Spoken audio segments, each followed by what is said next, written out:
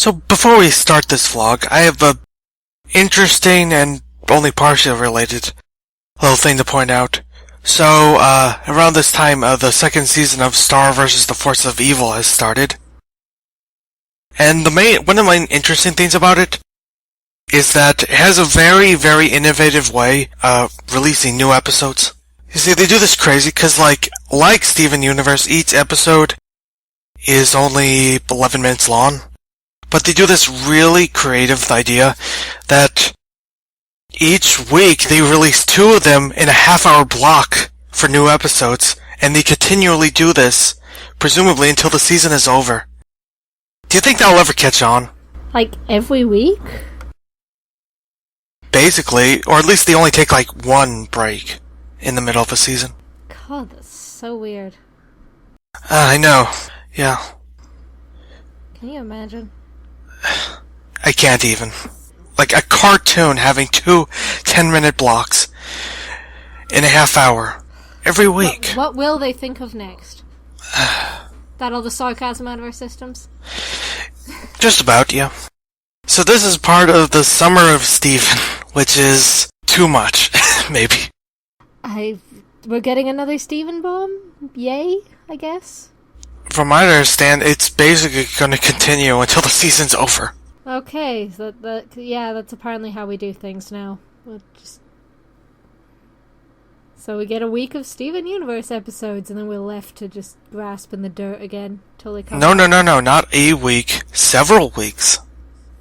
I think. Wait, they're doing several weeks in a row of Steven bombs? From what I understand, okay. Yes. Okay then. I have actually no response to that other than okay then.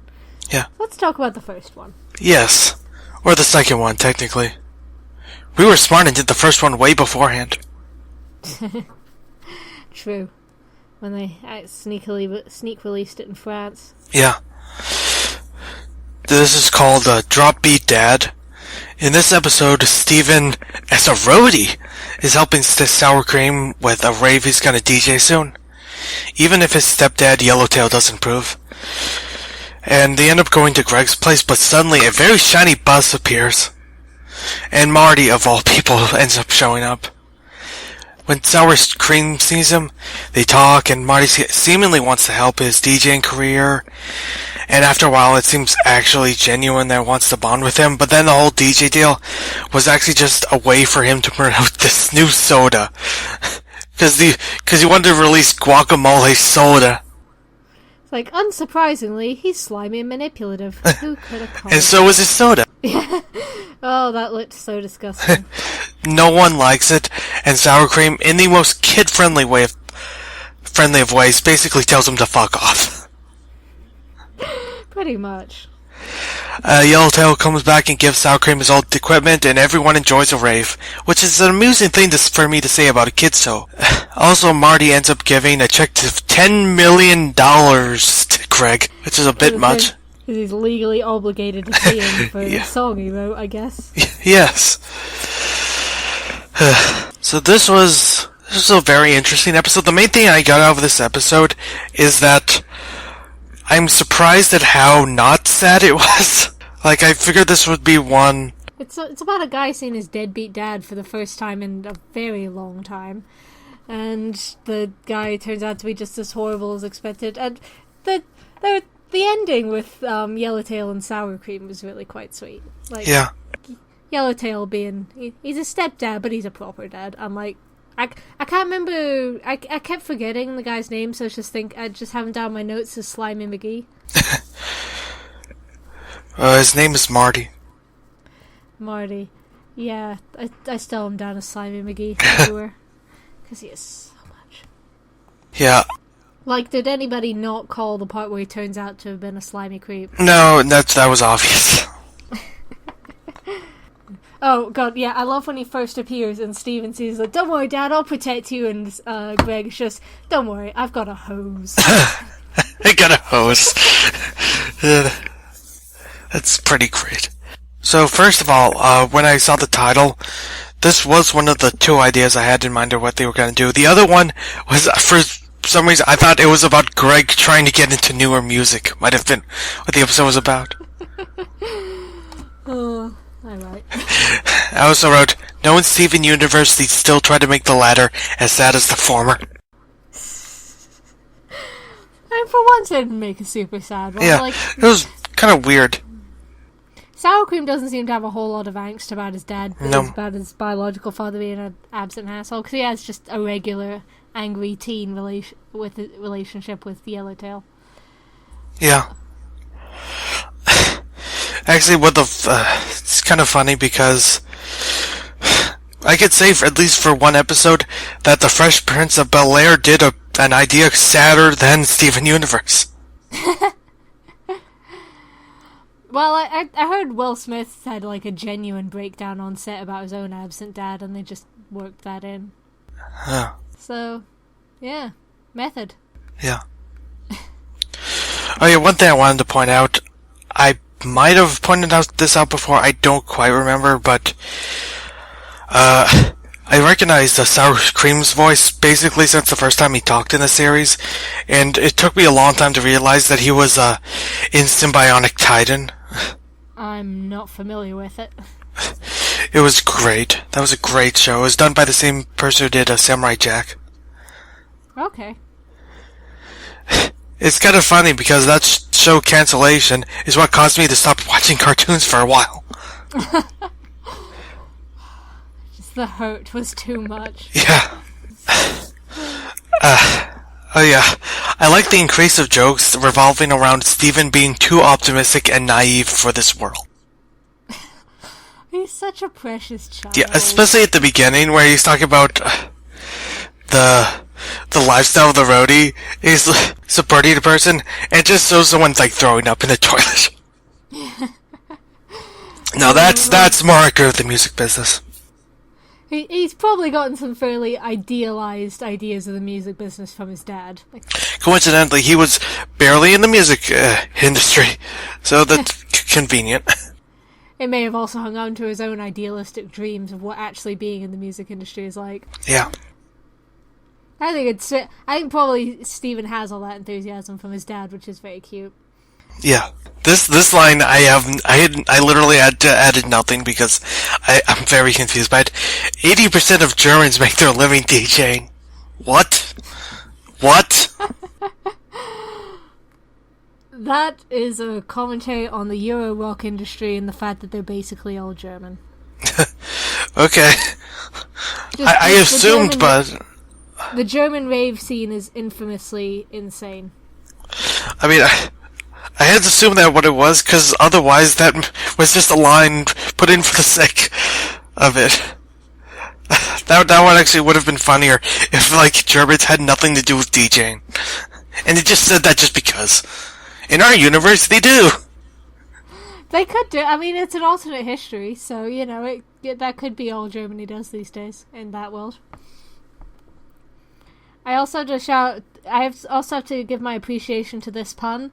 When Marty's looking at the stage, he's like, what is this, a concert for ants? Aunts, uncles, music is for everybody. Yeah. I appreciate both the reference and the pun. Yeah. Oh god, as soon as I heard that, I was like, must resist Zoolander reference. No one can resist it. I wonder if that was actually a reference to that. Because the line is so similar. It probably is. Like, that one gets referenced a lot. Yeah. I mean, they were subtle about it. They moved past into the pun fairly quickly, but it probably... Yeah. Probably. Oh, yeah. Steven lifting those boxes just made me feel really weak. Marty's like, what does he feed that guy? Because I kind of do that for a job now, and I don't think I could lift a box like that so easily. To be fair, you're not a semi-human who can apparently influence gravity now. Yeah, good point. I did like when the part where Marty keeps saying real talk. But guys, real talk. Oh god, that is one of those buzzwords that gets used so much that it means nothing anymore. Yeah. I think the funny thing about this episode is that usually it's a little more obvious that Marty's been manipulative, but until they actually revealed it, he seemed semi-reasonable. I honestly didn't think for a second that he wasn't going to be using the concert in some way. He was putting up a decent act of not being manipulative, but This is one way, and the plot was being almost cliche, not in a bad way, but yeah, it was pretty obvious where it was going. I didn't predict the guacamole. I don't think anyone could. No, a bit where who was it? It's like it's not even good on shape. World's first guacamole soda. I'm not sure if it's getting more common in cartoons to push non-nuclear families. Like, I mean, Steven Universe is quite famous for that, but also here it's prioritizing a guy's positive, healthy relationship with his stepdad over a relationship with his slimy bio dad. Yeah. I do think it's interesting how subtle it was about that. Like, the series, it doesn't actively call him out on that or anything. It doesn't beat you over the head about it. It's fairly obvious that Marty's a terrible person. Yeah. Oh yeah, I did also like the part where he went on stage and someone just like, woo, it's some guy! Beach City people are so sweet. Again, this is another bit that's cliche, but not in a bad way, because they nailed the comic timing. The bit at the end where Greg is like, it's not about the money, just as he's opening the check for an absurd amount of money. Yeah. But they nailed the comic timing for that. Oh yeah, I completely forgot I wrote this. Unfortunately, to compete with this, we got new Pit Cola. What?